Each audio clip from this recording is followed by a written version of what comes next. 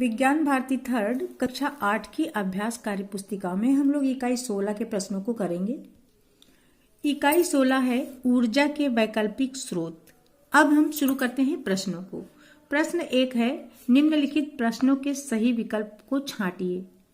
Petroleum पदार्थों को अलग किया जाता है क्रोमैटोग्राफी विधि द्वारा, आसवन विधि द्वारा। हाँ, आसवन विधि द्वारा पेट्रोलियम पदार्थों को अलग किया जाता है, तो इसका बा करेक्ट है। आगे है, निम्नलिखित में जीवाश्म ईंधन नहीं है।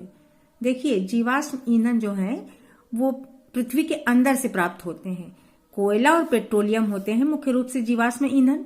इसके अलावा जो है वो जीवाश्म ईंधन नहीं है। जैसे यहाँ पर जैव मात्रा ऊर्जा, ये जीवाश्म ईंधन नहीं है।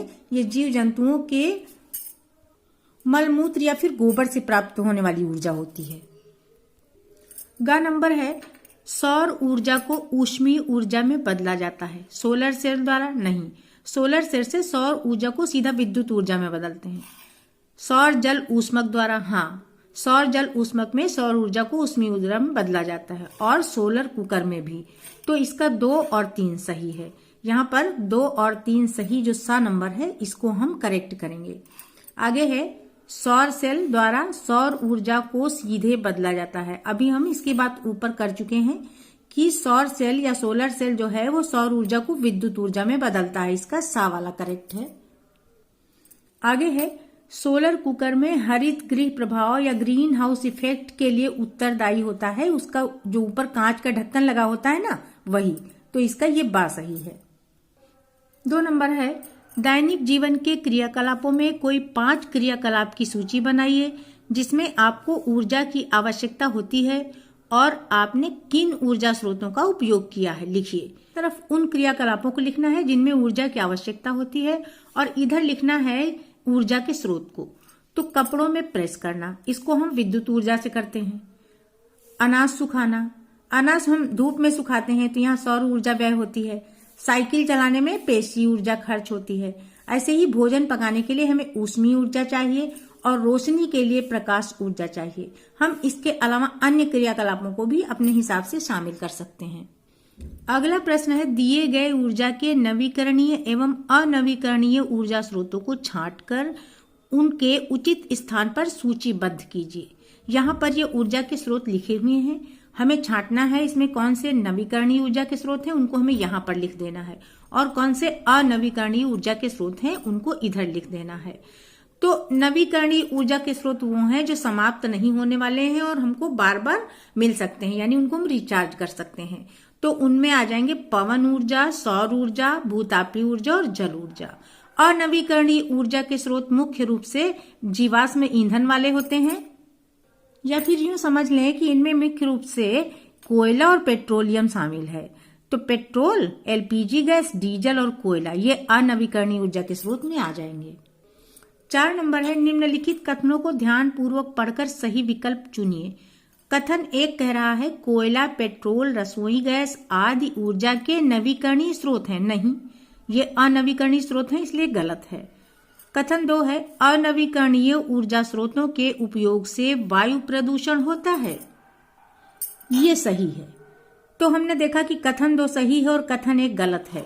यहाँ पर देखिए, कथन 2 सही व कथन 1 गलत, इसलिए हम इसको करेक्ट करेंगे। 5वां है, निम्नलिखित ऊर्जा स्रोतों के समूह में से बेमेल ऊर्जा स्रोत छांटकर समूह के सामने दिए गए स्थान पर लिखिए। ये बॉक्स बना है, इसमें जो बेमेल है उसे हमें लिख देना है। यहाँ है सौर ऊर्जा, कोयला और गतिमान वायु। तो हम देख रहे हैं सौर ऊर्जा और गतिमान वायु दोनों ही नवीकरणीय ऊर्जा के स्रोत हैं, जबकि कोयला अनवीकरणीय, इसलिए हम यहाँ पर कोयला को लिख देंगे। आगे है प्रवाहित जल, पेट्रोल, डीजल। यहाँ पर पेट्रोल डीजल दोनों अनवीकरणीय हैं और प्रवाहित जल नवीकरणीय है ये अकेला, इसलिए इसको हम यहाँ लिख देंगे। अब है सोलर कुकर, सोलर सेल और पवन चक्की। यहाँ पर सोलर कुकर और सोलर सेल दोनों सौर ऊर्जा से चलने वाले हैं, जबकि पवन चक्की पवन से चलती है, इसलिए ये अलग है और इसको यहाँ हम लिख देंगे। फिर है सौर जल ऊष्मक, रसोई गैस और कोयला। रसोई गैस और कोयला दोनों अनवीकरणीय ऊर्जा स्रोत हैं, जबकि सौर जल ऊष्मक नवीकरणीय ऊर्जा से काम करता है, इसलिए इसको हमें यहाँ लिख देना है।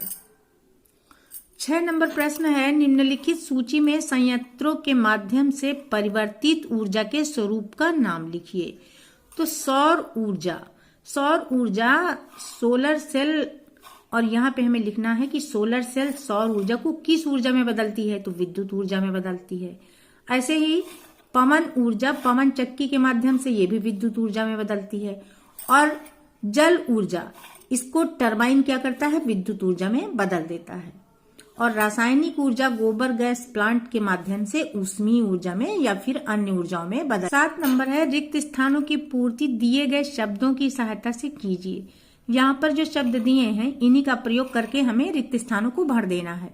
प्रकाश संश्लेषण की क्रिया में हरे पौधे रासायनिक ऊर्जा के रूप में अपना भोजन बनाते हैं। पृथ्वी पर ऊर्जा का मुख्य स्रोत क्या है, सूर्य है। नाभिकीय विखंडन से प्राप्त ऊर्जा नाभिकीय ऊर्जा कहलाती है। गोबर गैस मेथेन और कार्बन डाइऑक्साइड का मिश्रण होती है। ज्वार भाटा के समय तरंगों में अपार कौन सी ऊर्जा होती है, गतिज ऊर्जा होती है। 8 नंबर है, नीचे दिए गए ऊर्जा स्रोत गुणों को उनके ऊर्जा स्रोत से मिलान करिए। पहला है कभी समाप्त न होने वाला ऊर्जा स्रोत, तो ये नवीकरणीय ऊर्जा स्रोत होता है।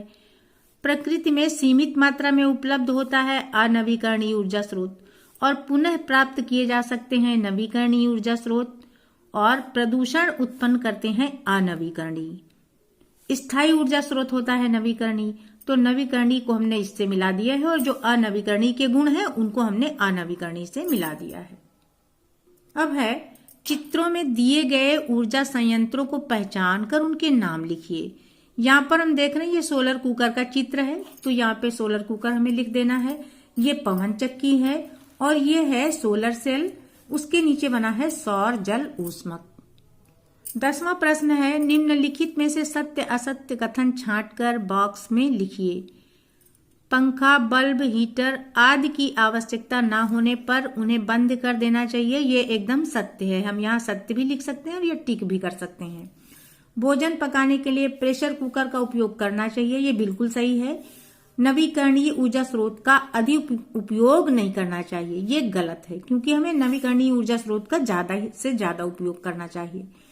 निकट दूरी के लिए डीजल पेट्रोल चलित वाहनों का प्रयोग नहीं करना चाहिए, ये भी बिल्कुल सही है। और अब है नाभिकीय भट्टी में अनियंत्रित दर पर परमाणु ऊर्जा प्राप्त होती है, ये गलत है, क्योंकि भट्टी से नियंत्रित दर पे ही ऊर्जा प्राप्त होती है। अगला है, सानवी ने अपने भाई संकल्प को खाना पकाने में प्रयुक्त होने वाली स्रोत रसोई गैस यानी एलपीजी के बारे में बताया। संकल्प ने जिज्ञासा पूर्वक पूछा, उपलों से भी तो खाना पकाया जाता है, क्या उपले भी ऊर्जा के स्रोत हैं? आप संकल्प की जिज्ञासा का समाधान करते हुए अपना पक्ष लिखिए। तो हाँ, उपले भी ऊर्जा के स्रोत हैं। इनमें सूर्य की ऊर्जा रासायनिक ऊर्जा के रूप में संचित होती है, जो जलाने पर प्रकाश एवं ऊष्मा के रूप में मुक्त होती है, परंतु एलपीजी उपलों की अपेक्षा प्रदूषण रहित ईंधन है, और यही दोनों ईंधनों में मुख्य रूप से अंतर है। 12 नंबर है, कोयला और पेट्रोलियम दोनों ही पृथ्वी के नीचे पाए जाते हैं, क्या दोनों का निर्माण और प्राप्ति एक जैसी है? सोचिए और अपने तर्क को स्पष्ट कीजिए। तो कोयले का निर्माण पेड़ पौधों के पृथ्वी के अंदर गहराई में दबने से, और पेट्रोलियम का निर्माण जीव जंतुओं के अवशेषों के भूमि में दबने से लाखों वर्ष के पश्चात होता है, यानी दोनों में समय बहुत ज्यादा लगा। कोयले की प्राप्ति खानों से होती है, यानी उनकी प्राप्ति का जो सिस्टम है कोयले का वो खानों से निकाला जाता है, जबकि पेट्रोलियम निकालने के लिए कुएं बनाए जाते हैं। 13वां प्रश्न है, मिट्टी के तेल और कोयले में क्या समानता है? तो दोनों ही ऊर्जा के अनवीकरणीय स्रोत हैं और दोनों ही जीवाश्म ईंधन कहलाते हैं।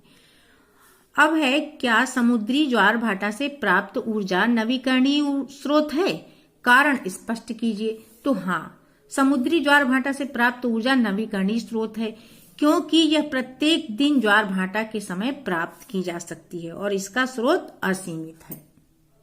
अंतिम प्रश्न है, निम्नलिखित ऊर्जा संयंत्रों को भारत के मानचित्र पर दर्शाइए तथा यहाँ ये संयंत्र पाए जाते हैं उन राज्यों के नाम लिखिए। तो ये कल्पक्कम, कुडानुकुलम, कल्पक्कम है तमिलनाडु में, कुडानुकुलम ये दोनों तमिलनाडु में है, और ये तारापुर है महाराष्ट्र में, यहाँ पे हमने लिख रखा है। रावत भाटा राजस्थान में है, कैगा है कर्नाटक में और काकरापार है गुजरात में, नरौरा उत्तर प्रदेश में है। अब हमें इन्हें मानचित्रों में दिखाना है। हम ऊपर से ही शुरू करते हैं। कल्पक्कम और कुडानकुलम तमिलनाडु में है, तो ये तमिलनाडु राज्य है। यहाँ पे कल्पक्कम है और यहाँ पे कुडानकुलम है। उसके बाद ये तारापुर महाराष्ट्र में है, ये महाराष्ट्र राज्य है। इसमें ये तारापुर ऊर्जा संयंत्र है। उसके बाद राजस्थान, रावत भाटा है राजस्थान में, ये राजस्थान है। यहाँ पे ये रावत भाटा दिखा दिया हमने। फिर कैगा दिखा देंगे हम कर्नाटक में, ये कर्नाटक राज्य है ना, यहाँ पे ये कैगा बना दिया है। उसके बाद हम गुजरात में दिखाएंगे काकरापार, ये गुजरात राज्य है, यहाँ पे बना दिया ये काकरापार। और अंतिम है उत्तर प्रदेश का नरौरा, ये उत्तर प्रदेश है, यहाँ पे ये नरौरा पावर स्टेशन है।